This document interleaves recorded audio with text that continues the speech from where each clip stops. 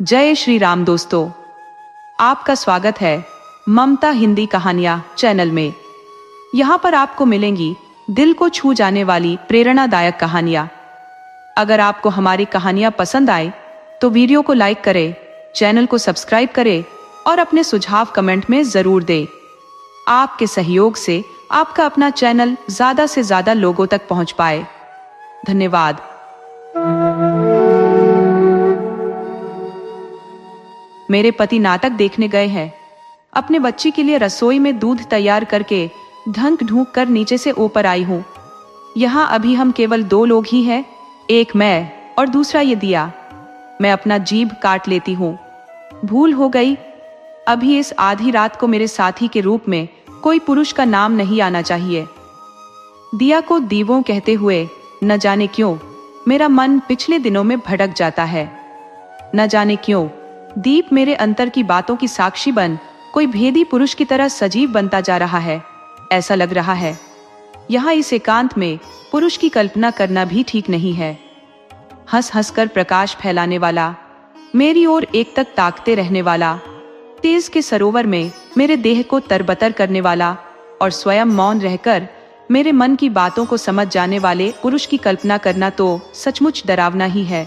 मेरे कहने का मतलब ये है कि अभी इस मंजिल में एक मैं जग रही हूँ और दूजा यह बत्ती जल रहा है। मुझे मेरा बचपन याद आता है। इस घर के लोग मुझे बेवकूफ कहते हैं। नहाकर या सोकर उठने के बाद मेरे गले के सोने का हार छोकरी में या बिस्तर पर ही पड़ा रह जाता है। इसलिए सब मुझे जंगली गाय, बुद्धू, गंवार कहते हैं। इन सब के बावजूद मुझे मेरे बचपन की एक एक बातें याद है। उस समय मैं घर की दीवारों से मकड़ी के जाले, भौरे के बील को उखाड़ फेंकती थी। इन सबको करते देख रतन माँ मुझसे कहती रहती, रहने दे पापन, ऐसा मत कर, नहीं तो तुझे अगले जन्म में प्रताप राय सेठ के घोड़ा गाड़ी का घोड़ा नहीं तो उसके घर की बहू होकर जन्म लेना पड़ेगा। उन दिनों में ना समझ थी। मेरे मन में दिन रात ये ख्याल आते रहते कि क्यों बूढ़ी रतन माँ ने हमारे घर के सामने पड़ी रहने वाले घर द्वार बीना की बालूदी के अवतार के बदले या फिर हमारे घर के आंगन पर से लकड़ी से मार खा खा कर भागती हुई कुतिया टिपूरी के अवतार के बदले प्रताप राय सेठ का घोड़ा या उनके घर की बहुओं के जैसे सुख को मेरे पाप के बदले के रूप में बताया। तब तो मैं खूब पाप करूंगी। नाचती कूदती हुई मैं कह उठती, मरकर तो मुझे प्रताप राय सेठ का घोड़ा ही बनना है। बहुत मजा आएगा, बहुत मजा आएगा। रतन बा, आप मुझे वो घोड़ा दिखाओगी ना? हमारा घर गांव के मुख्य रास्ते के किनारे पर ही था। हर रोज शाम को दरवाजा खोलकर मैं रतन माँ के साथ सीढ़ियों पर बैठती थी और उस घोड़ी की राह देखती रहती थी। वो आया सुन, उसके घुंघरुओं की आवाज सुन रही है ना? रतन बा के कहते ही मैं अधीरता से हाफती हुई खड़ी हो जाती। फिर तो अपनी विशिष्ट अदा के साथ जब चमचमाती गाड़ी को फूल के जैसे खींचता हुआ घोड़ा अपनी तगबगाती चाल से निकलता, तब उसके कपाल पर की लटकती लट, एक दूसरे को छूते हुए कान के नोक, कमान के जैसी टेढ़ी गर्दन देखकर मेरा मन मयूर नाच उठता। मैं कह उठती, ओ हो रतन माँ, इस सुखद अवतार को पाने के लिए तो तुम जितना कहो उतना पाप करने को तैयार हूं। रतन माँ मुझे समझाती, अरे मूर्ख, ये उछलना कूदना तो उसका कुछ दिन के लिए ही है, बेचारा मजा कर ले कुछ दिन तक। पर मुझे तो ये सब कुछ भी समझ में नहीं आता था। फिर तो मैं सुबह शाम उस घुंघरू के आवाज को सुनने के लिए बेचैन बैठी रहती। आवाज सुनी नहीं कि दौड़कर दरवाजे पर पहुंच जाती। अगर माँ नहला रही होती तो भी उनका हाथ छुड़ाकर साबुन से जलती आंखों से भी घोड़ा देखने दौड़ जाती। मैं सोचा करती, कितना भाग्यशाली घोड़ा है, उसके पीठ पर कितने सुंदर, हंसमुख, रूपदार लोग सवारी कर रहे हैं। चाइना सिल्क के कोट पतलून से सज्ज मामलतदार साहब भरे बाजार में सैकड़ों लोगों का सलाम दोनों हाथों से बटोरते हैं और हाथ में बड़े बड़े हुक्का थामे, कमर पर रुपहली मूठ वाले तलवार वाले बड़े ताल्लुकदार उनको सरकार सरकार कहते हुए उनके सामने बिछ बिछ जाते हैं। तब तो इन महापुरुषों को देख देख कर सेठ साहब का घोड़ा इतराता होगा। हर गाड़ी के समय पर स्टेशन जाकर कलेक्टर साहब से लेकर अव्वल दर्जे के कर्मचारी और माननीय पैसेंजरों को चाय नाश्ता पहुंचाने वाला ये घोड़ा दिन भर में जब भी निकलता तब तब मैं दरवाजे से बाहर निकालकर जरूर उसे देख लेती। और जब रात के 12 या 4 बजे की गाड़ी के लिए वह रबर टायर वाला गाड़ी को खींचता हुआ अपनी चाल की प्रतिध्वनि को गलियों में गूंजाता हुआ जोश के साथ निकलता, तब मैं नींद में से जग जाती। अगर नींद नहीं खुलती तब तो मेरे सपने में वह घोड़ा जरूर आता।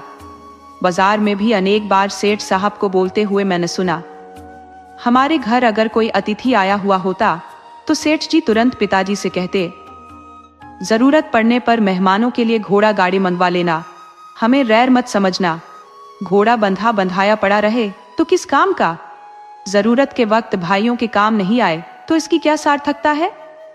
मैं सोचती, अरे वाह, कितना लाडला और सम्मानित घोड़ा है। खड़े खड़े ही मुंह की लगाम को चबा रहा है, और वह भी चांदी का। मक्खी से बचने के लिए पूरे शरीर पर झालरदार जाली लगाया है। जिनके घर के घोड़े इतना भाग्यवान है, उनके घर की बहुएं कितनी लाड़ से रहती होंगी। पायल झनकाती सुंदर वस्त्राभूषणों से लदी रहती होगी। उनको देखने की मनोकामना भी मेरी पूरी हो गई एक दिन। हमारे घर के नजदीक वाला रास्ता इतना संकरा है कि आमने सामने से आने वाले बैल गाड़ियां अगल बगल से निकल ही नहीं सकते। उस दिन दोपहर के 12 बजे एक साथ 7 बैलगाड़ियों का जमघट उस रास्ते पर लग गया। गाड़ियों पर रुई के गट्ठे लड़े थे। नकाबधारी 7 गाड़ी वालों के चेहरे पर रास्ते के धूल की परत चढ़ गई थी। 7 जन बैल के पुंछ को मरोड़ मरोड़ कर बाजार के चढ़ाव को पार करने का प्रयास कर रहे थे। बैलों के कंधे छिलकर लहूलुहान हो रहे थे। एक गाय दबाव में आ जाने के कारण दुकानदार उन 7 में से एक गाड़ी वाले को घसीटकर गाली देकर मारपीट करने लगे। दूसरे गांव के गाड़ा वाले इन व्यापारियों के साथ कुछ देर तक मस्ती मजाक करते रहे, थोड़ी लाचारी जताते और कुछ देर तक आपस में अंदर ही अंदर लड़ाई झगड़ा कर रहे थे। उन लोगों को तो पता ही था कि गाय के दबाव में आने का असली जिम्मेदार कौन है, पर इस लड़ाई झगड़े गाली गलौज से अगर कोई खुश हो रहा था तो वह मैं थी। 8 साल की लड़की अपने घर के चबूतरे में बैठी थी। वहीं पर फंसे 2 मुसलमान किसानों को बात करते हुए सुना कि अब तो हद हो गई। ओ, दुकान के चबूतरे को बढ़ाकर बाजार के रास्ते को संकरा बनाने वाले तो ये व्यापारी ही है, और पीट रहे हैं पर गांव के गाड़ी वालों को कोई देखने वाला नहीं है ना। इस तरह से जब ठेले, गाड़ी, मुसाफिरों, पनिहारियों, सब्जी वालों आदि तमाम लोगों का और वाहनों का जमघट वहां हो गया, तभी मैंने मेरी परिचित और प्रिय ध्वनि सुनी। मैं उठी और गर्दन लंबी करके बाजार की ओर नजर दौड़ाई। हा, सेठ की गाड़ी, नया घोड़ा, सफेद जग का घोड़ा, और अंदर 4 औरतें और 5 लड़के बैठे हुए थे। आज इतने वर्षों के बाद भी मैं उन दिनों की बातों को भूली नहीं। अंदर तो चारों घूंघट किए हुए बैठे थे, इसलिए पारदर्शी साड़ियों के आर पार से मैं केवल उनके चेहरे की हल्की झलक ही देख पाई थी, पर कोहनी तक के खुले आध हाथों पर ही तो मेरी नजर थी। जिस तरह कोई भिखारी का लड़का दिवाली के त्योहार में हमारे पूनमचंद हलवाई की दुकान की हर एक मिठाई के थक्के की ओर ताकता रहता है, उसी लगन के साथ मैं भी उनको ताक रही थी।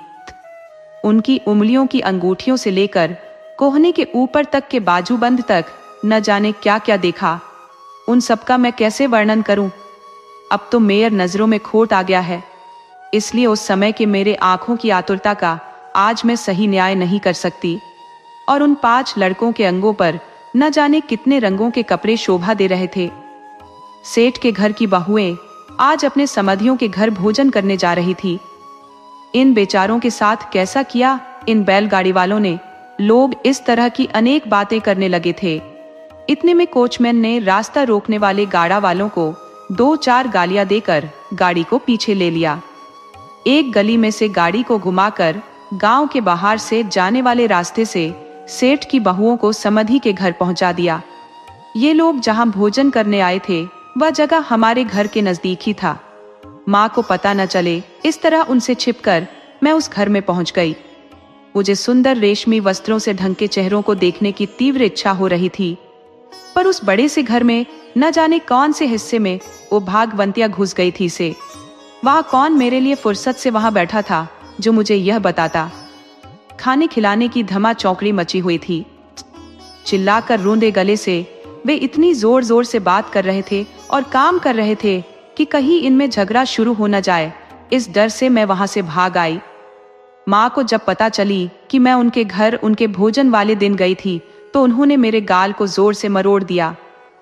उनके गाल मरोड़ने के बाद भी उस दिन से मैं हर रोज मंदिर में आरती के समय जाकर अकेली ही प्रार्थना करती कि हे भगवान, मुझे उस सेठ के घर की बहू बना दो, नहीं तो मैं उस घोड़ा गाड़ी में बैठकर भोजन करने कैसा जाऊंगी।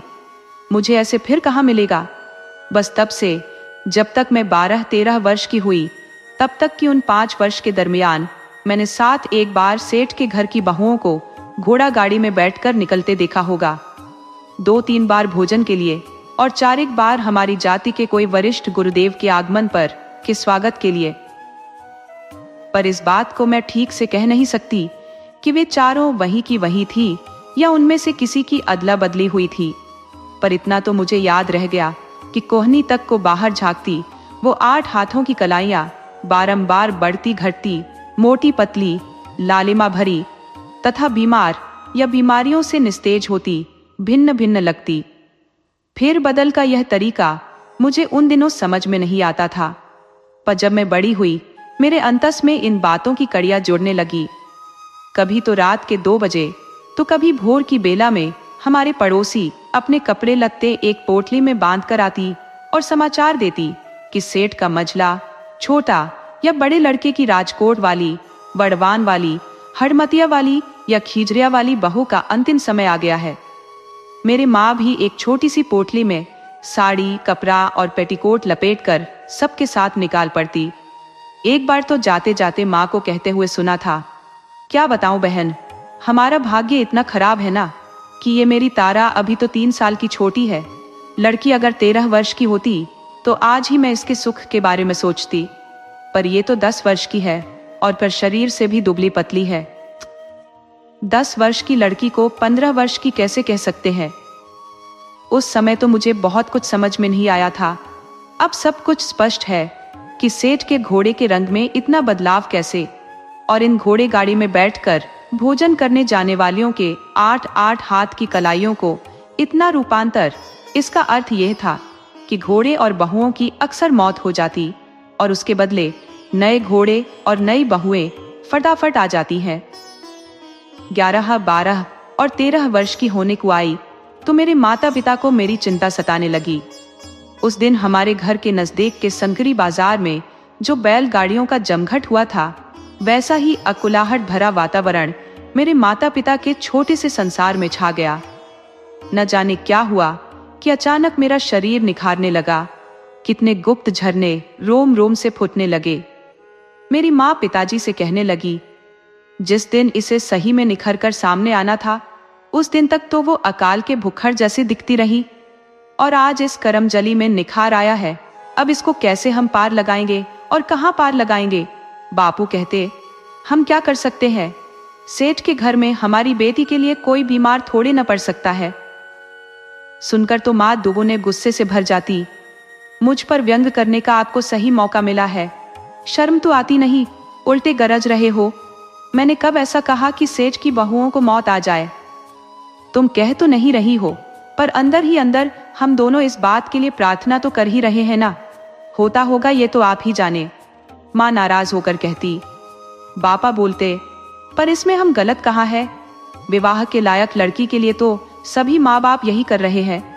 आबरूदार घर की लड़की अपनी बीमारी के अंतिम दिनों में तकलीफ भोग रही हो तो क्या तभी से सब तैयारी में नहीं जुट जाते क्या। तो फिर हम कहाँ ब्राह्मण से उसके मरण का जाप करवा रहे हैं कि यदि सेठ के बहू के बीमार पड़ने का योग है तो जरा जल्दी जल्दी क्यों ना आए।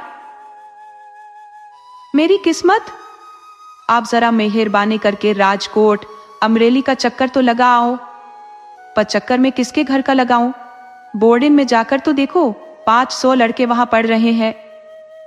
पर हमने तो बेटी को तीसरी के बाद से ही स्कूल छुड़वा दिया है और ढूंढना है बोर्डिंग रहकर पढ़ने वाला लड़का। तब फिर किससे ब्याह रचाएंगे।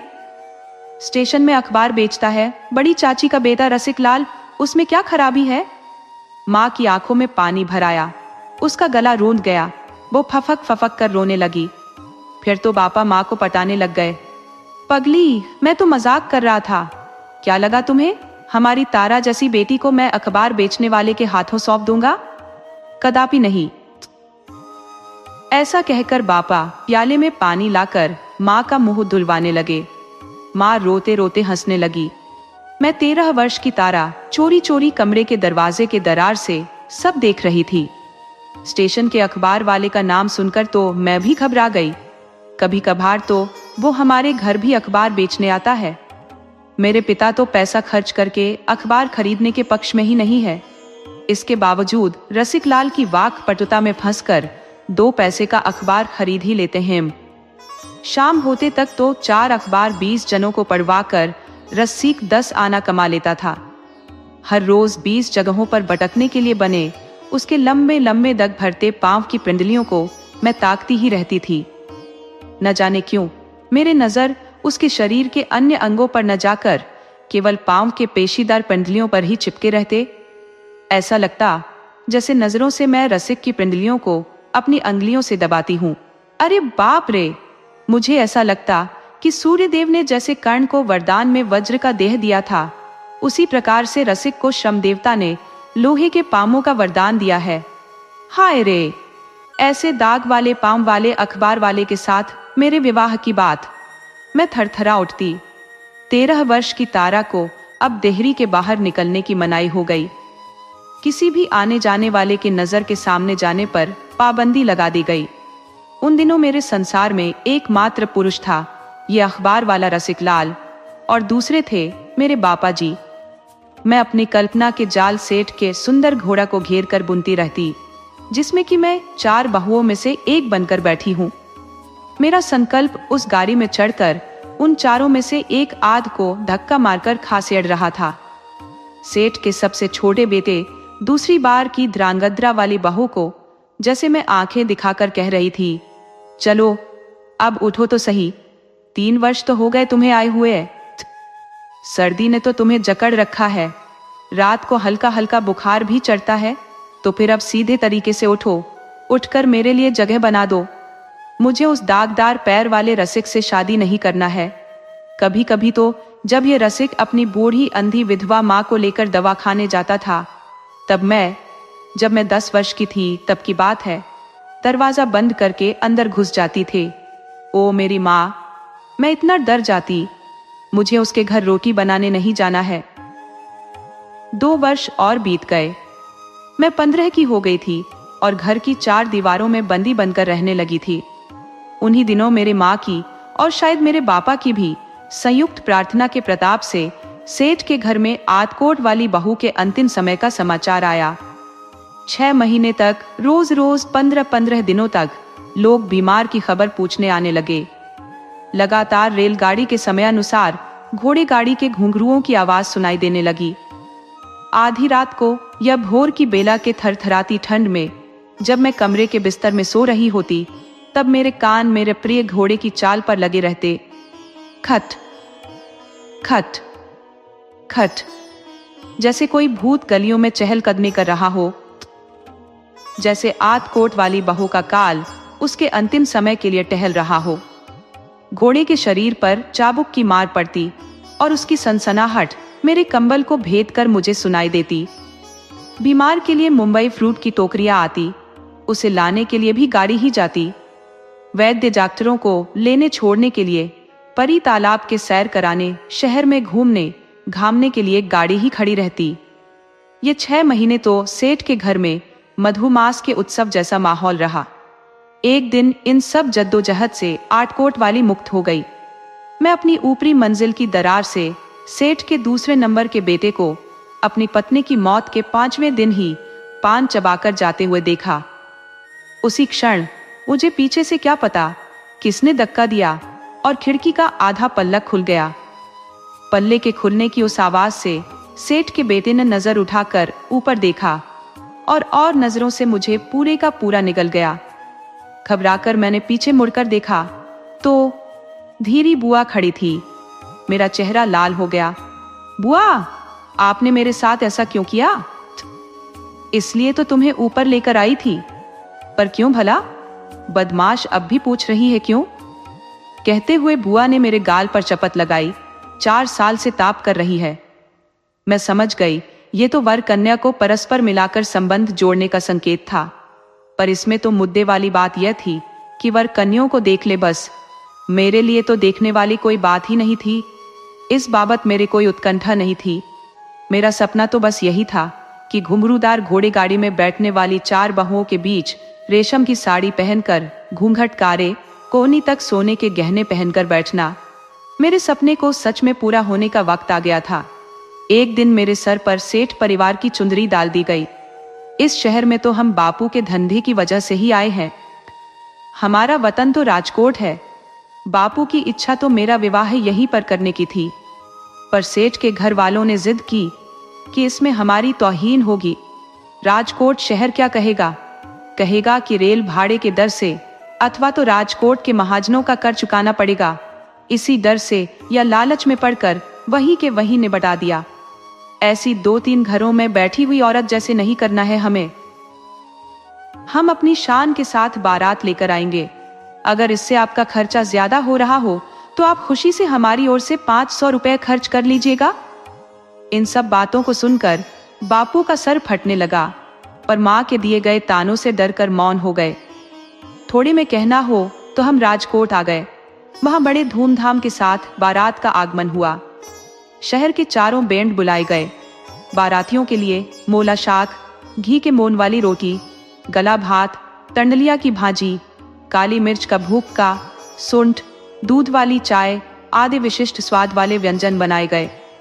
सभी के शौक और तबीयत का ख्याल रखने में मेरे माँ 3 दिन तक अकेले ही सब संभालती रही।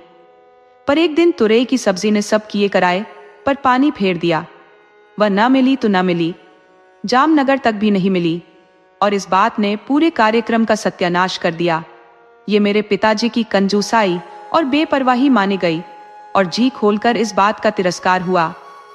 आपसे तो कह रखा था ना कि अगर खर्चा ना उठा सके तो हमसे ले लेना। मेरे जेठ चिढ़कर बोले उठे। फिर भी तुम्हारा स्वभाव तुम्हारे जात पर चढ़कर बोला, सेठ, जो 6 बेला हमारा सत्कार न कर सके उनकी बेटी हमारे घर आकर क्या सुख देगी? जुबान संभाल कर बात करो सेठ। मेरे पिताजी का मिजाज छिटक गया। आपकी साहूकारी आपके घर में रखिए। अरे अरे अरे करते हुए कुटुंबजन संबंधी गांव के लोग और खासकर जिनकी बेटियों के बदले में मैं इस सौभाग्य की भागीदार बनी थी, उस सब ने आकार मेरे पिताजी के जुबान पर हाथ रख दिया।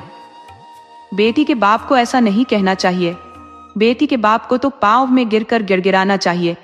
जिस बेटी का बाप अड़चन डालता है तो उसका फल तो उसके संतानों को भोगना पड़ता है ना। ऐसा है तो फिर मैं अभी तुरंत बेटी के गले में से वरमाला को निकाल फेंकता हूँ। मुझे इसका कोई रंज नहीं। अरे ऐसा नहीं कहते सेठ। मेरे पिताजी को सब समझाने लगे। विवाहित कन्या तो सड़े हुए अनाज के जैसी है। भाई, पगड़ी उतार कर समधि से माफी मांगो। मुझे पगड़ी नहीं उतारना है। फिर तो उसकी ओर से हम सब उतारते हैं सेठ। गांव के लोग, खासकर वो लोग जिनकी पिता के बेटियों का भाग्य मैंने छीना, अपनी अपनी पगड़ी उतार कर सेठ जी के पांव पड़ गए। बोले, ये तो छोटा है पर हम बड़े बूढ़े बैठे हैं ना, राजकोट की लाज हम ऐसे नहीं जाने देंगे। हम माफी मांग रहे हैं। ये सब देखकर मेरे पिताजी आपे से बाहर हो रहे थे। सेठ जी ने उदार बनकर जवाब दिया, मेरे मन में तो इस बात का कोई मेल नहीं है, पर हमने कुल का ध्यान नहीं रखा, हमारी बराबरी का ख्याल नहीं रखा। बस केवल कन्या की तारीफ सुनकर ही हम बहक गए। इसीलिए हमें शुरू से ही ये सब झेलना पड़ रहा है। हमें इस बात का कोई गम नहीं। अगर हम अपना मन खुला न रखें तो व्यवहार कैसे करेंगे? हमारे पिछले जन्म के कर्म, पर इस बात का कोई गम नहीं। इंसान अपने बराबर के लोगों में खानदान देखकर बात चलाते हैं तो वो अकारण ना ही ना। फिर भी कोई बात नहीं। दाऊद। भोजन के बाद मैं और माँ ने भीतर के कमरे में बैठकर इस झगड़े को सुना। मेरे माँ रोती रही। मैं रोने रोने को हो गई। पर मुझे तो जैसे तैसे ये 3 दिन निकालने थे, फिर ससुराल जाने की जल्दी पड़ी थी, जिससे कि बापू का अपमानित होना उस समय इतना चुभा नहीं। फिर तो मेरी माँ बाहर निकली और समधि के सामने आंचल फैला दिया। फिर मुंह में छपटी धूल लेकर माफी मांगी। शाम को लगभग 20 प्रकार के अलग अलग व्यंजन बनाकर कब्ज से पीड़ित, बीमार, हरस के रोगी, गर्मी से लाचार लोगों की सार संभाल की। देर रात को डॉक्टर की जरूरत महसूस हुई। माँ ने हमारे संबंधी लल्लू भाई डॉक्टर को गाड़ी भेजकर बुलाया, पर मेरे जेठजी लल्लू भाई डॉक्टर को खादी के कपड़ों में देखकर चीर गए। बीमार को देखकर लल्लू भाई डॉक्टर ने मुस्कुराकर कहा, इन्हें कुछ भी नहीं हुआ है। आप नाहक घबरा गए, पेट में गैस बन गया है। उनकी बातों को सुनकर बाराती नाराज हो गए। ये आपके बस की बात नहीं है, कहकर लल्लू भाई को उन्होंने वापस लौटा दिया। इतने में जेठजी चिल्लाए, क्या राजकोट में कोई गोरा डॉक्टर नहीं है? मेरे माँ ने तब 15 रुपए फीस देकर मेजर फेन फैनी को बुलवाया। उन्होंने रोगी की जांच की। आधे घंटे तक कभी उल्टी लेटाई तो कभी सीधी, कभी दाहिनी ओर तो कभी बाईं ओर। फिर पेट, आंख, कान, नाखून, गला, शरीर के सभी अंगों की जांच की। फिर गंभीर मुद्रा में जानकारी दी कि पूरी रात यहाँ पर एक नर्स को रखना पड़ेगा। अगर ध्यान नहीं रखा गया तो ये केस अंतड़ियों के सड़न का रूप ले लेगा। दोष तो इसमें खुराक का ही है ना साहब? जेठाजी ने पूछा। बेशक, खुराक और पानी। फिर जब मेजर फिन फेने की मोटर लौट गई तब सभी उल्लासित हो उठे। पूरी रात एक ख्रीस्ती नर्स को वहां रखा गया, बेशक हमारे खर्चे पर। इस पूरे समय के दरमियान मेरे बापू एक कमरे में सोए रहे। अंततः मैं ससुराल पहुंची। रास्ते भर मेरे बापू की नालायकी पर बातें होती रही। ठट्टा मस्कारी, रोष और धिक्कार ही मुख्य विषय था। मेरा चेहरा घूंघट में होने के कारण वे लोग और जोर जोर से मेरे अभिमान पर चोट कर रहे थे। और सब तो ठीक है, पर हम जिनको दुखी करके पराए घर में ले आते हैं, उनकी क्या दशा होती होगी? उनके दर्द आंखों का दर्द बन जाए तो हमारे लिए डूब मरने वाली बात है ना। ये मुझे दिलासा देने वाली बात थी। इन लोगों को दूसरों को रक्षा करने की कितनी चिंता है। मैं कितनी स्नेहशील परिवार में जा रही हूँ। विवाह की पहली रात। उन दिनों की बातों को मैं अपनी प्रिय सहेली से एक शब्द भी नहीं कह सकती, पर आज ऐसा लग रहा है कि इस पर एक पूरी पुस्तक लिख लूं। पर नहीं, उस रात के 3 प्रहारों को तो शब्दों में उकेरने जैसा नहीं है। मेरा पूरा शरीर पानी में शक्कर की तरह पिघलकर एकाकार हो जाएगा, जैसे रुई का फाहा बनकर हवा के बहाव में उड़ जाऊंगी। अगरबत्ती की तरह मेरा अंग अंग जलकर सुगंधीदार धुएं का लच्छा बन घूमता हुआ आकाश पर चढ़ रहा था। मेरा हृदय धूपदानी बन रहा था। मैंने न कहीं पढ़ा हो, न सुना हो, न सपने में कभी अनुभव किया हो। ऐसा गुंजन मेरे शरीर के पोर पोर से उठ रहा था। माँ को मैंने कपूर के टुकड़े को लेकर अंगार पर रखते देखा है। ये मुझे याद है। मैं जैसे कपूर की जलती हुई पुतली बन गई थी। मेरे जैसी अनपढ़, अज्ञानी, नासमझ, जो कल तक कंचे खेलने वाली थी, को ये कौन चुपके छुप छुप कर जीवन की अजब कहानी कह रहा है। मेरी जैसी करोड़ों कन्याओं को क्या ये एक ही अदृश्य मित्र सदा से यही रहस्य सिखाता आ रहा है? देर रात को सेठ का बेटा आया। उसके चेहरे पर नजर डालते ही न जाने क्यों मैं स्तंभित रह गई। उसे मैं पसंद आऊंगी या नहीं, सोचते ही उसने मुझ पर कब्जा कर लिया। उसके मुंह से शराब की दुर्गंध के बगैर भी वह नशे में है ऐसा लगा। उसकी आंखें रूवाब की ज्वाला से जल रही थी। कबूतर को अपने जबड़े में भींचती किसी बिल्ली की तरह उसने अपनी बेहोश इच्छाओं को मुझ पर उड़ेल दिया। कपूर की पुड़िया को जैसे किसी ने भर भराकर भट्टी में झोंक दिया। जरा भी सुगंध फैलाए बगैर मेरा यौवन भस्म हो गया। मैं कुछ कह भी नहीं सकी। वह कुछ सुनने कहने जैसा नहीं रहा था। सुबह जब मैं नीचे उतर रही थी तब उन्होंने कहा, बड़े भैया तेरे बापू से बहुत नाराज है, संभाल कर रहना। अपने को घर के लायक बनाने की कोशिश करना, नहीं तो तेरा यहाँ टिकना मुश्किल है। तेरे जैसी तो इस घर को बुहारने में निकाल फेंके जाते हैं। ध्यान रहे, कोशिश करने के बावजूद आज मैंने पहली बार तीनों देवरानी जेठानी का चेहरा देखा तो देखती ही रही। ओहो कितनी गोरी, पर लाली की एक हल्की झलक भी नहीं। सोने के चूड़ियां हाथों पर ऊपर नीचे खनकती हुई सरक रही थी।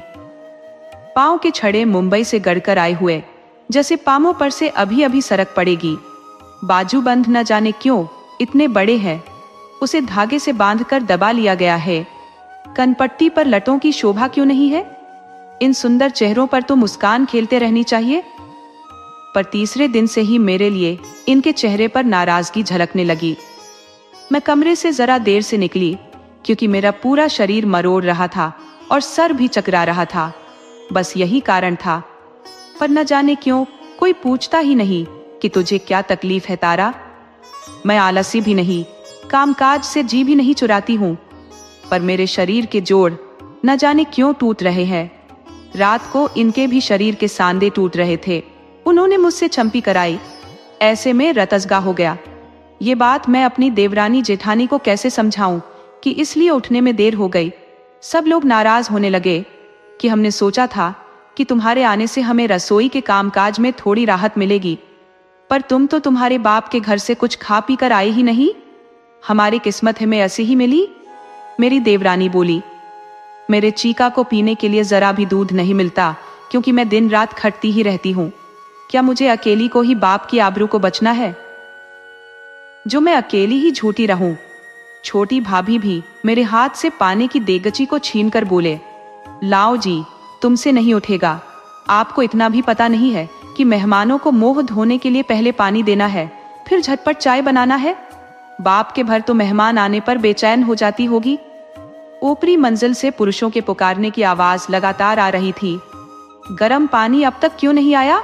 सब के सब कहाँ मर गए? खाते वक्त तो थाली भर भर के खाते हो और काम के वक्त चाय कब तक मिलेगी? मेहमानों को गाड़ी पकड़नी है। अरे ओ भगा, जोड़ जल्दी। चिट्ठी लाने कोई गया कि नहीं? ये बत्ती अब तक क्यों जल रही है? ये लड़का अब तक गंदगी में लिथरा क्यों पड़ा है? इसे साफ तो करो कोई। दोपहर की गाड़ी से चतुर्भुज होमाशा वाला आ रहे हैं। उनकी रोटी के लिए आटा बचा कर रखना। कल दही चटनी में धनिया की पत्ती क्यों नहीं डाली? किसी का ध्यान रहता है कि नहीं इस ओर? सब के सब साले अंधे। पुरुषों की जुबान से ऐसी और अनेक बातें लगातार सुनने में आ रही थी। तुरंत मुझे भाभी ने याद दिला दिया कि तारा, दही चटनी तो कल तुमने बनाया था ना, इतना भी ध्यान नहीं रखा। धनिया पत्ती जैसी चीज आप चटनी में डालना भूल गई? पुरुषों के स्वभाव के बारे में तुम नहीं जानती क्या? या बाप के घर में कभी दही चटनी? आपके पांव पड़ती हूँ भाभी जी, मैं बोल उठी। आप मुझे जो चाहे कह ले, पर मेरे बापू को क्यों हर समय हर वक्त बात में लाती है? उन्होंने आप लोगों का क्या बिगाड़ा है? जैसे और सभी के बापू है वैसे मेरे भी बापू है। मेरे आंखें लाल हो गई, फिर आंसू भर आए। मेरे नजरों के सामने मेरे बापू का चेहरा उभर आया और मैं उठकर रसोई घर से बाहर निकाल आई, मेरे आंसुओं को छुपाने। देवरानी जेठानी को लगा कि मैं नाराज हो गई। पीछे से उन्होंने क्या कहा मैंने सुना नहीं। मैं बरामदे के खंभे की आड़ में खड़ी थी। गाड़ी में जोता हुआ घोड़ा भी खड़ा था। वह मूक पशु बड़ी देगची पर पड़ी रात के चिपके दानों की ओर अपनी गार्डन बढ़ा रहा था। कुंडे में पानी पड़ा था, उसे पीने के लिए हिनहिना रहा था। रात को बहुत सर्दी पड़ी थी, इसलिए सयस उसे धार देने के लिए उठ न सका, ऐसा मुझे लग रहा था। मुझे लगा एक गट्ठी लाकर उसके मुंह के पास रख दूं। इतने में ही मेहमानों का दल धड़ाधड़ ऊपर से नीचे उतारने लगा और घोड़े को गर्दन लंबते हुए देखकर बोले, ये 7वां वाला घोड़ा तो एकदम निकम्मा निकला। इसकी माँ तो थी असली चोटीला की, मस्त थी, पर बाप शायद मरियल था। घोड़े की बाप की निंदा सुनने के बाद मुझे सुख का अनुभव हुआ। सुख इस बात का कि इस घर में मेरा एक सगा भाई है। अब मुझे मेरे बचपन की बात याद आने लगी कि हर रोज बरामदे में बैठकर मैं जिसकी नसीबदारी की तारीफ करती थी, वो घोड़ा ये घोड़ा नहीं है। चोरी छुपे न जाने कितनी बार मैं घोड़े को चना खिलाकर आती थी। चौकीदार के न होने पर पानी भी पिला आती थी। एक साथ 5 गट्ठे घास के भी रखाती। एक बार मेरे छोटे देवर नाराज होने लगे कि इस तरह से घोड़े को खड़ देकर कौन खड़ का नुकसान कर रहा है। मैं कांप रही थी, पर गुस्सा सईस पर उतारा गया और घोड़े के साथ मेरे भाई वाला संबंध गुप्त ही रहा। इस तरह से 12 महीने गुजर गए। एक बार रात की गाड़ी से 5 मेहमान आए थे। जामनगर से बेटी की सगाई के लिए एक दूजवर दूल्हे को देखने आए थे। घोड़ा स्टेशन जाकर उनको लेकर आया। शाम को हमारे घर में मामलतदार साहब के बेटे की शादी की खुशी में गांव के अधिकारियों का चाय नाश्ता का कार्यक्रम रखा गया। उन सब से निबटते ही अपने थके हुए शरीर के साथ नए मेहमानों के लिए आटा गूंथ कर चूल्हे में कंडे डालकर मेहमानों के उतरकर भोजन करने की राह देख रही थी। पर आते ही मेहमानों ने चाय पी ली थी, इसलिए भोजन करने के लिए उतरने में थोड़ी देर हो रही थी। बड़ी जेठानी पियर गई थी। छोटी भाभी चीका को लेकर व्यस्त थी। उसे सर्दी खांसी हो गई थी और लगातार रो रहा था, इसलिए उसे लेकर दूध पिलाने कमरे में बैठी थी। देवरानी की एक चोरी खो गई थी, इसलिए बत्ती जलाकर ढूंढ रही थी और नौकरों से पूछ परछ भी कर रही थी। चूल्हे के पास बैठे बैठे मेरी आंख लाग गई और अचानक कनपत्ती पर ताप लगते ही मैं जग गई। देखा तो चूल्हे की आग से मेरे एक तरफ की लट जल गई थी। अच्छा, ये हुआ कि लट जलकर गिर गई, पर अगर मैं जल गई होती तो क्या होता? इसी डर से रोटियां अच्छी बनी नहीं बिगड़ गई। मेरे पति को ऐसा लगा कि मेहमानों को भोजन में मजा नहीं आया। मेरे लट जलने की बात को सुनकर तो उन्होंने कुछ नहीं कहा, पर संबंधियों की पत्नियां इस बात को सुनकर हंसने लगी। वाह रे बहू, तुम तो गजब की निकली, तुम्हें तो जरा भी होश नहीं रहता। अच्छा हुआ बात इतने में ही निपट गई। घर बड़ा पुण्यवान है, अगर और ज्यादा हो जाता तो दुनिया वाले तो ऐसे ही बात बनाते ना कि पसंद नहीं थी ना, इसलिए जला दिया। फिर तो मुझे ऐसा लगने लगा कि अच्छा हुआ मैं बच गई। कुछ उल्टा सीधा हो जाता तो। गांव के फौजदार मेरे पति को कुछ उल्टा सीधा होने पर, लोग उल्टा सीधा होने पर अपने दुश्मनी निकालते हैं। पुलिस इनको बहुत हैरान करती। जैसे जैसे लोग घर में आते गए, वैसे वैसे जेठ जी सबसे कहने लगे, कल तो भाई तारा बहू की दाहिनी कनपट्टी की लट जल गई चूल्हे में। सब जान गए कि मुझे झोंका आने के कारण ऐसा हुआ। सभी का यह कहना था कि ऐसे कुंभकर्ण जैसी सोने वाली के बारे में तो हमने कभी नहीं सुना। तो कोई मजाक करते हुए मेरे पति से कहते, भाई जवानी क्या भाग जाने वाली है जो रात रात भर जागते हो? इतनी क्या बातें होती है जो रात रात भर जागते हो? इतनी क्या बातें होती है? शादी को तो बहुत दिन हो गए, अभी तक बातें खत्म नहीं हुई, वगैरह वगैरह। या तो ठीक है, पर हर एक की जुबान पर एक ही बात रह रह कर आती रही कि ये घर के पूर्वजों का पुण्य है कि घर की बहू बच गई। ये घर तो पुण्य का स्तंभ है। मेरे मन में ये बात घुमड़ती रहती कि मेरे बापू का पुण्य या मेरे अपना पुण्य कहीं कुछ होगा भी या नहीं। दूसरे दिन मेरे जेठाजी ने कुत्ते को एक मन आटे की रोटी, कबूतरों को एक गुण ज्वार और बकरी को 10 सेर दूध की खैरात बांटकर गांव भर में जय जयकार कराया। मेरे कान के जले हुए भाग पर जो फोफले पड़ गए थे, वह रात को पति की असावधानी के कारण फूट गए। दर्द से मेरा बुरा हाल था। सुबह दवाखाने जाने के लिए घोड़ा गाड़ी नहीं मिली, फेरे में गई थी। तीसरे दिन मैं दवाखाने गई, तब डॉक्टर साहब ने बड़े ध्यान से मेरा निरीक्षण किया। डॉक्टर के व्यवहार से मैं धन्य हो गई। मुझे ऐसा लगा कि मैं भी ध्यान देने लायक, नाजुक स्पर्श की हकदार, कोमल शब्दों से पूछने बात करने के योग्य हूँ। मुझे देखकर किसी की आंखों में स्नेह के भाव उभर कर आ सकते हैं। ये मैंने पहली बार जाना और इसी दिन जाना। मेरे कनपत्ती के घाव को देखकर ऐसी बेवकूफी और बड़ों के पुण्य से बची, ऐसा न कहने वाले ये पहले इंसान थे। कोई फिक्र की बात नहीं बहन, ठीक हो जाएगा, थोड़ा सा ही है, मीट जाएगा। पर हुआ क्या था? पर तुम तो बड़ी सचेत रही, सावधान रही कि सुध बुद्ध खोए बगैर एकदम से उठ खड़ी हो गई और घबराए बगैर बालों को मसड़ डाला। शाबाश, वाह, मैं अब तुम्हारे जख्म पर दावा लगाता हूँ। तुम कितनी सहनशील हो, दर्द के मारे सीसकार भी नहीं भर रही हो। दूसरा कोई होता तो चीखना चिल्लाना शुरू कर देता। जले का दर्द ऐसा ही होता है। इस तरह से मुझे बातों में लगाए रखकर मेरे जली हुई तमाम चमड़ियों को चिमटे से उखाड़कर कैंची से काट दिया, फिर मलहम लगा दिया। मुझे दर्द तो बहुत हो रहा था, पर डॉक्टर के स्नेहसिक्त शब्दों ने मेरी हिम्मत बढ़ाई। बस बहना, अब तुम जा सकती हो, कल फिर आना। फिर भी मैं खड़ी रही। और कुछ कहना है क्या? मैंने चोर नजरों से चारों ओर देखा। हमारी गाड़ी का सैयद दूर रास्ते पर खड़ा था। उसकी नजरों से भी मैं डर रही थी। आओ इधर आओ, कहकर डॉक्टर साहब मुझे बरामदे में ले गए। अब कहो, मैंने कहा। मेरे शरीर के जोड़ दर्द से टूटते रहते हैं। इतना तेल मलती हूँ फिर भी कोई फर्क नहीं पड़ता है। तुम्हारा पियर यहाँ पर है या ससुराल? किस घर की हो? मैंने अपना परिचय दिया और डॉक्टर बोले, उठे, कौन? अरे तू तारा है। अरे तारा, तुझे ये क्या हो गया? पहचान में ही नहीं आ रही है तू तो।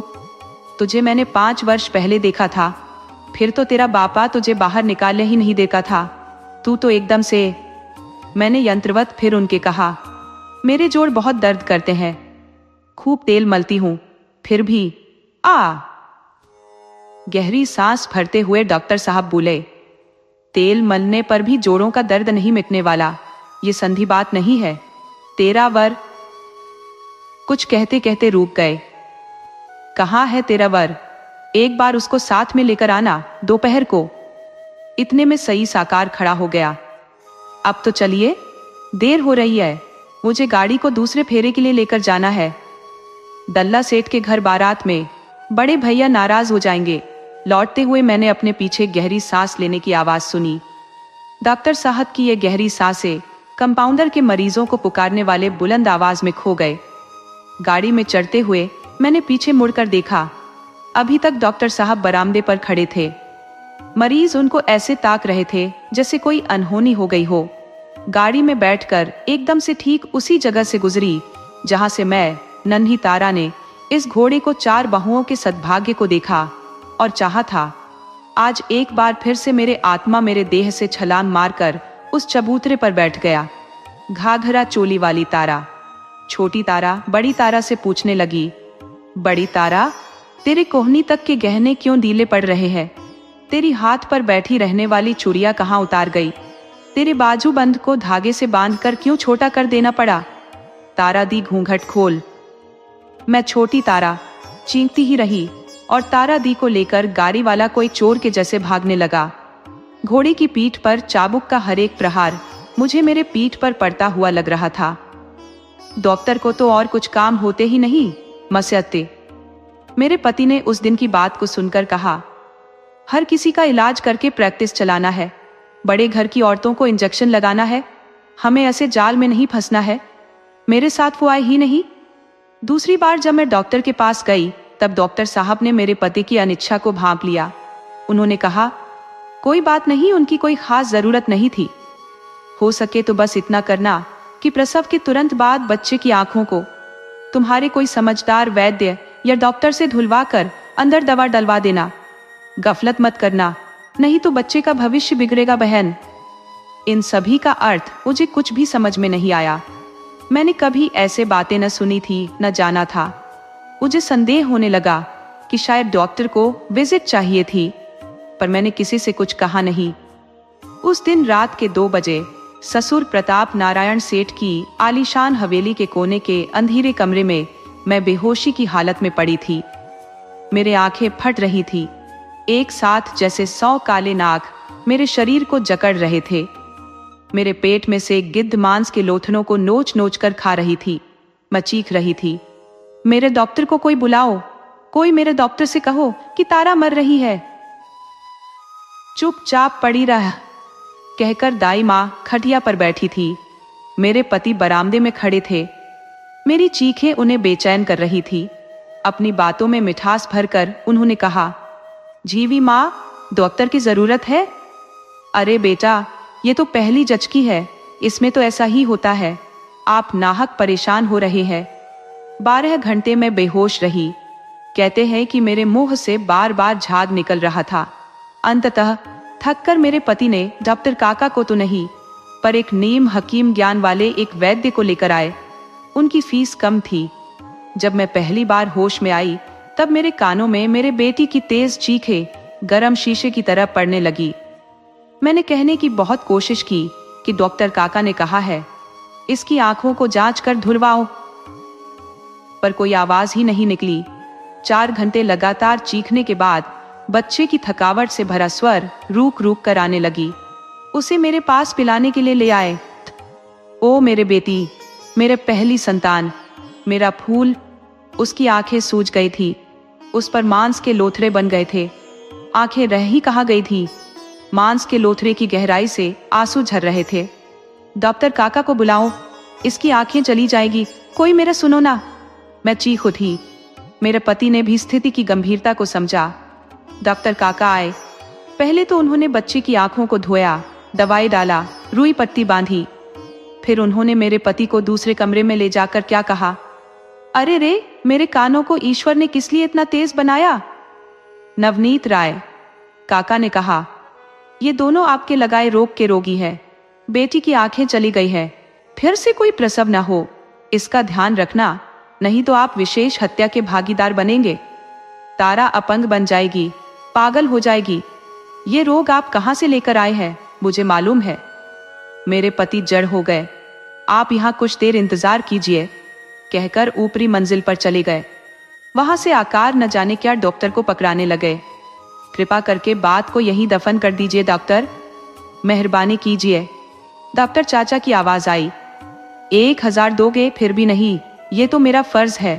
तारा मेरी बेटी है, पर दफनाने वाली बात तो मेरे हाथ में है। अगर दूसरी बार तारा की ऐसी हालत करोगे तो मैं चीख चीख कर गलियों में कहता फिरूंगा। डॉक्टर चाचा चले गए। उनकी दवाई से मेरी नन्ही सूरज की पीड़ा कम हुई है, पर उसकी आंखें तो चली गई। वो तो फिर नहीं आने वाली। ये मेरी सूरज सो रही है, मेरे चेहरे पर अपना हाथ फेर कर वह देख रही है, जैसे उसकी उंगलियों के पोर पोर पर नेत्र उग आई है। उस कोमल उंगलियों के स्पर्श से मुझसे गुप्त भाषा में बात करती है। आंख बिना की मेरी सूरज अपनी उंगलियों के स्पर्श से मेरे गाल पर, स्तन और पेट पर जो संगीत बाजा रही है, उसकी बराबरी किसी गवैये की रागिनी, किसी दिलरूबा का सुअर, किसी श्री कृष्ण की बांसुरी से आ सकती है क्या? जब वो मेरा दूध पीती है तो मुझे ऐसा लगता है जैसे मेरे अंतर को वह तृप्त कर रही है। लोग चर्चा करते हैं कि बहन, ये ससुराल बहुत पुण्य वाला है, माँ बेटी दोनों बच गई। इन दोनों ने तो भरपूर पाप किए, पर पूर्वजों के पुण्य से बच गए। दूसरे ने कहा, देखो ना, जेठ ने तुरंत कसम खाई कि जब तक बहू का प्रसव कर्म पूरा नहीं होगा तब तक चाय नहीं पीऊंगा। जेठानी ने कुलदेवी से मन्नत मांगी है कि जब तक बच्ची को तुम्हारे चरणों का स्पर्श नहीं कराऊं तब तक उड़द नहीं खाऊंगी। बड़े बूढ़ों के पुण्य के कारण इन सब से उबर गए। आप भाग्यशाली हो बहू कि ऐसा ससुराल मिला। मैं स्तब्ध होकर उन सब की बातों को सुन रही थी। आज सुबह ही भोजन करते समय जेठ जी ने मेरे पति को खुश खबर सुनाई कि विट्ठल गाड़ी वाले के माथे 100 रुपये में घोड़े को मढ़ रहा हूँ। घोड़े में जो कमी है वह उसे समझ में नहीं आया। अच्छा किया बड़े भैया, खुश होकर मेरे पति ने कहा। स्टेशन का फेरा लेने लायक ही है ये हरामी। इन दिनों बहुत हठी बन गया था, अब सीधा हो जाएगा। विट्ठल आए तो उसे घोड़ा दे देना, पर इसकी लगाम मत देना। उससे बात कर ली है, लगाम वह अपना ही लाएगा। गाड़ी वाला विट्ठल दोपहर को घोड़े को लेकर चला गया। जेठानी ने कहा, अच्छा हुआ चला गया। अब शुकनीय था, बच्ची अंधी हो गई, व्यापार में घाटा हुआ, घर में बीमार ही बीमार। जब से इस घोड़े के पांव इस घर में पड़े तब से घर में शांति है ही नहीं। मैं ऊपरी मंजिल पर चली गई। अंधी सूरज को गोद में उठाकर खिड़की पर खड़ी रही। जब तक घोड़ा दिखाता रहा तब तक देखती रही। मेरी आंखें छलछला आई।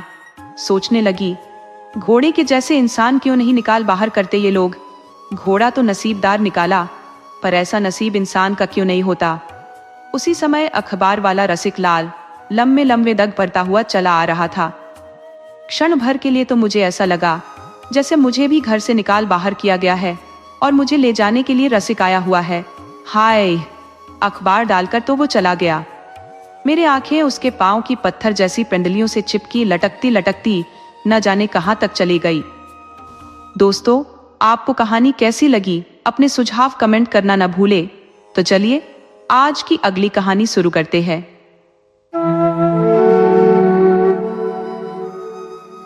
आज निर्जन पड़ा जाम सलाया एक दिन चहल पहल वाला बंदरगाह था। उस प्राकृतिक बंदरगाह के किनारे छोटे बड़े वाहनों की मरम्मत होती थी। सुथार, लोहार, खारवा और वाघेर जैसे अनेक कारीगर अपनी रोजी कमाते थे। इस बंदरगाह पर दूर दूर से लंबा सफर करके आए जहाज लंगर डालते थे। अरब से खजूर की बोरी, श्याम से हाथी दांत, मलय द्वीपों का गरम मसाला, मलबारी नारियल और बर्मा की उत्तम श्रेणी की लकड़ियां यहाँ खाली होती थी। काठगड़ा के खलासी कच्छ का लोहा, पोरबंदर का पत्थर और मांगरोल की ताजा साग भाजी साइला के बंदरगाह पर खाली करते थे। देश प्रदेश के छोटे बड़े व्यापारियों की बखारें पूरे वेग से वहां चलती थी। उस सलाया के बंदरगाह पर विक्रम की 19वीं सदी के प्रारंभ काल में वर्षों तक सुबह एक स्त्री आकर रोजाना खड़ी रहती थी। नए आए वाहन के खलासियों से समाचार पूछती, उनकी पूछताछ करती, घूम फिर कर आए नए खलासियों से मिलती है और पूछती है, तुम कहां से आ रहे हो भाई? अम्बोए से कोई आ रहा है क्या? कोई मेरे पति का समाचार लाए हो? तुम्हारे पति का क्या नाम है बहन?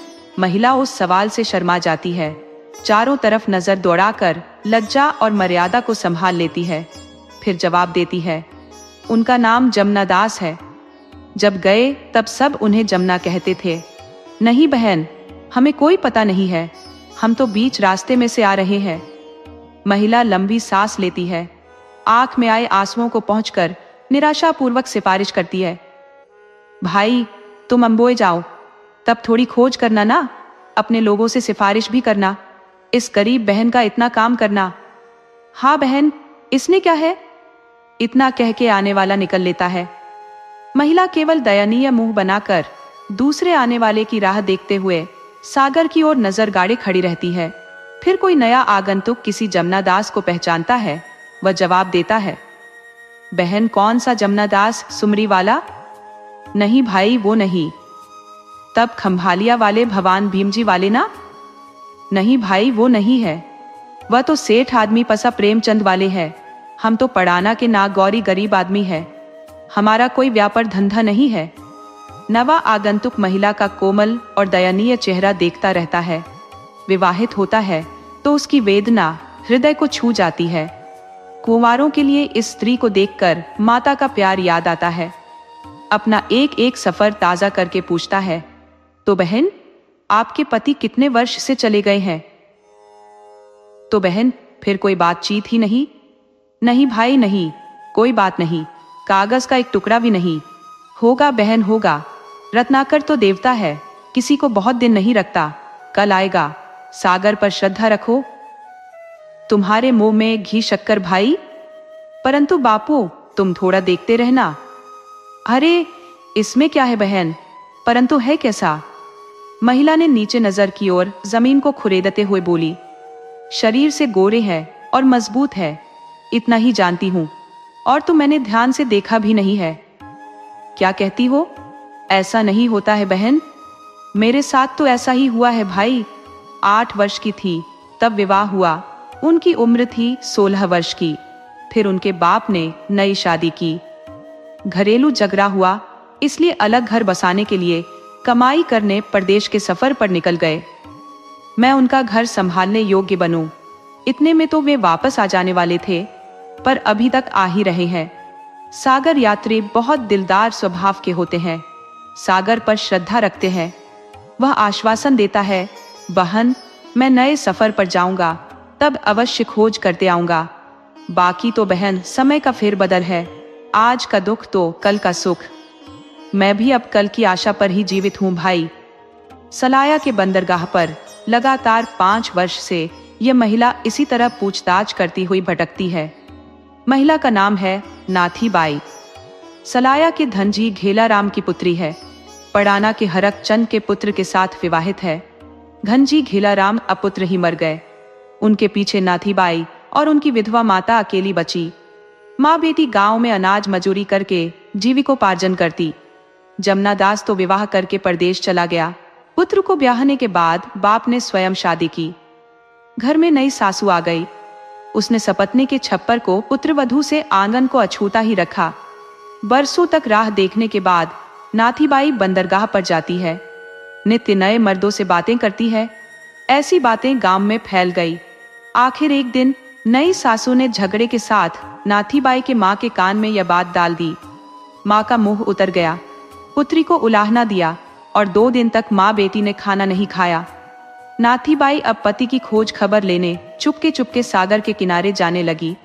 इसी तरह से दिन पर दिन बीत गए। महीना बीता और वर्ष भी बीतने आया। जमुना दास को अम्बोए गए 15 वर्ष बीत गए थे। न कोई खबर, न कोई खत। फिर तो आशा टूटी, धीरज कमजोर पड़ा, श्रद्धा नष्ट हुई और नयन के नीर भी सूख गए। जीवन का प्रवाह थम गया। माँ बेटी का जीवन रण सा हो गया। ऐसे जीवन के रण में अचानक एक मीठा फल आया। आशा की किरण जगी। एक दिन सुबह के पहर में एक वाघेर नातीबाई का घर पूछते हुए आया, क्या बहन, अब तू सागर किनारे नहीं आती है? 2 दिन राह देखा, तू नहीं आई, इसलिए आज मैं आया हूं। नाथीबाई ने वाघेर के सम्मुख देखा। इस वाघेर को उसने 7-8 बार देखा था और पूछा था कि क्या भाई, है कोई समाचार? उसे याद रखकर वाघेर आज कहने आया है कि समाचार तो है बहन, परंतु अच्छा नहीं है। तू रोज कहती थी, इसीलिए याद करके मैंने अम्बोए में पूछताछ की। आखिरकार पता लग गया है। वह जमुना दास तो कुर्जी पारिख में था, वही ना? गोरा मोटा चेहरा, गोरा शरीर और दोहरी काठी का। पुत्री को तो इतना बारीक अंदेशा याद नहीं था, परंतु मां ने हामी भरी। तब तो बहन आज से 7 वर्ष पहले अपने सुंदर जी का वाहन वतन वापस आ रहा था। उसे चीन के लुटेरों ने पकड़ा था, साथ में वह भी पकड़ा गया है। चीनियों ने आज से 7 वर्ष पहले एक बयान खत अम्बोए भेजा था, उसमें उसका नाम है। लगभग 30 आदमी पकड़े गए थे। तो भाई, आबू वाला बंधक की रकम तो नहीं देंगे, पर यह समाचार भी नहीं देंगे? बहन, आबू में तो हमारा आना जाना कम है। एक वाहन द्वारा खबर भेजा था, वह वाहन रास्ते में खो गया। पेशगी कितनी है भाई, और वे अभी है कहाँ? पेशगी तो सबकी मिला के 40,000 कोरी, अकेले जमुना दास का 6,000 कोरी जितना है। सभी को द्वीप पर रखा है। ये द्वीप अम्बोए से 150 कोस दूर मध्य समुद्र में है। वहां समुद्री लुटेरों का ठिकाना है, ऐसा समाचार मिला है। समाचार देकर वाघेर चल देता है। बहुत मेहरबानी की है आपने भाई, आपने इतनी मेहनत करके समाचार प्राप्त किया है। वाघेर तो चला गया, परंतु माँ बेटी को नए संताप की वेदना में डालता गया। इनके साथ में कोई मर्द नहीं है। अनाथ और असहाय इन दुखियों का कोई सहारा नहीं। कहाँ अम्बोए, कहाँ समुद्री लुटेरे और कहाँ सलाया। माँ ने कहा, जमुना दास के बाप हरखचंद को समाचार तो दे दे, पढ़ाना।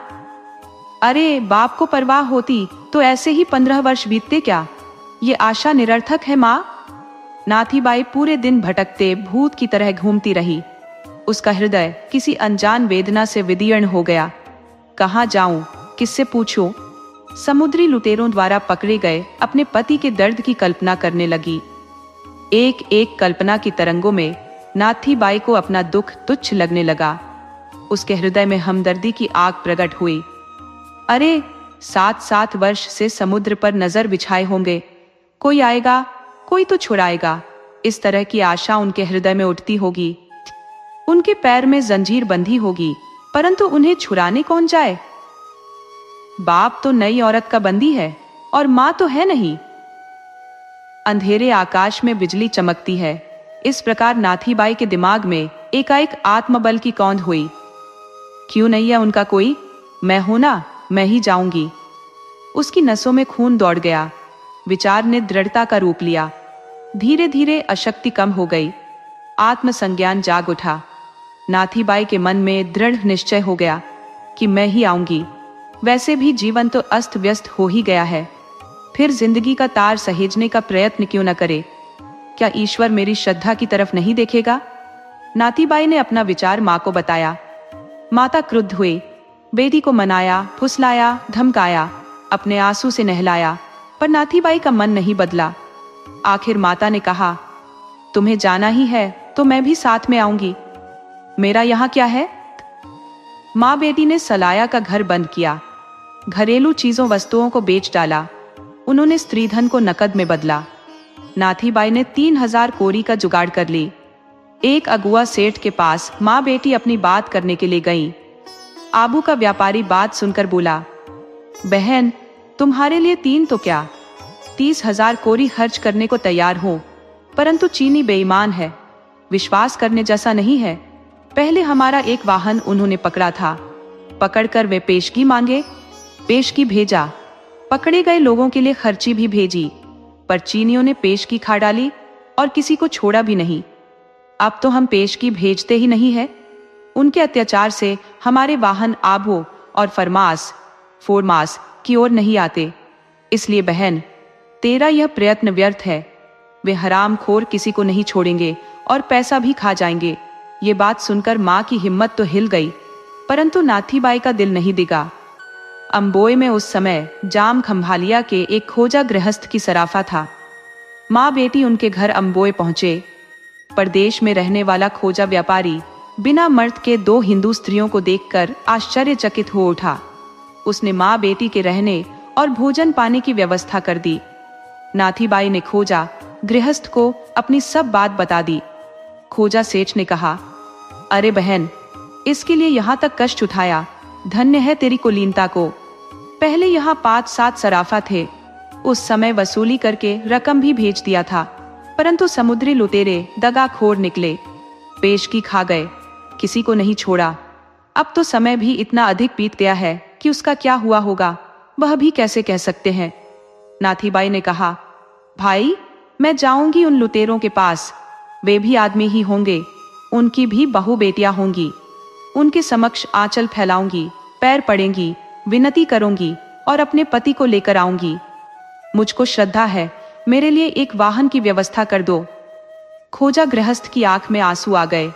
बोला, माँ, तुम्हारी हिम्मत को धन्यवाद देता हूँ, पर लुटेरों के पास जाकर पकड़े जाने के लिए कौन वाहन देगा और कहां से मिलेगा? नाथाबाई ने कहा, मुझे कोई उपाय कर दो काका। टूटा फूटा खोखा जैसा भी वाहन मुझे दिलवाओ। मैं आपको जिंदगी भर आशीर्वाद दूंगी। भगवान आपका भला करेगा। खोजा सेठ सिर पर हाथ रखकर सोचने लगे। थोड़ी देर में बोले, बहन, तुझको देख सुनकर कैसे जाने दिया जाए।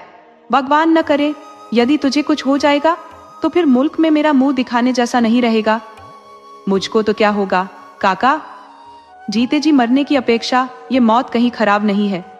तुम्हें दोषित बनाऊं ऐसी मैं नाथीबाई नहीं।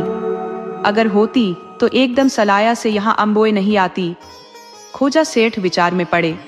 दूसरे क्षण बोले, जाओ मेरी माँ, मैं तुझको नहीं रोकूंगा और तुम्हें अकेले जाने भी नहीं दूंगा। अपना एकमात्र पुत्र हासम को तुम्हारे साथ भेजता हूँ। अपने लोगों का वाहन तो नहीं मिलेगा, परंतु यदि कोई मलय या चीन का वाहन मिलेगा तो व्यवस्था करता हूँ। सेठ वाहन की तलाश में निकले। एकदम सांझ को वापस आए। सेठ बड़ी रकम के बदले में एक चीनी वाहन की व्यवस्था करके आए। रात के प्रहर में नाथीबाई, उनकी माता और सेठ के जवान लड़के हासम इतने मुसाफिरों को लेकर वाहन रवाना हुआ। समुद्र के बीच मजबूत किलेबंदी वाले द्वीप में चीनी लुटेरे अपना समुद्री थाना जमा कर रहते थे। प्रतिकूल पवन से प्रेरित होकर वाहन 3 दिन में द्वीप के समीप पहुंचा। द्वीप के चारों तरफ लुटेरों का मजबूत पहरा था। पहरेदारों ने वाहन रुकवाया। वाहन द्वीप पर जाने वाला है, ये जानकर किनारे लंगर करवाया। नाथीबाई, उनकी माता और हासम किनारे उतरे।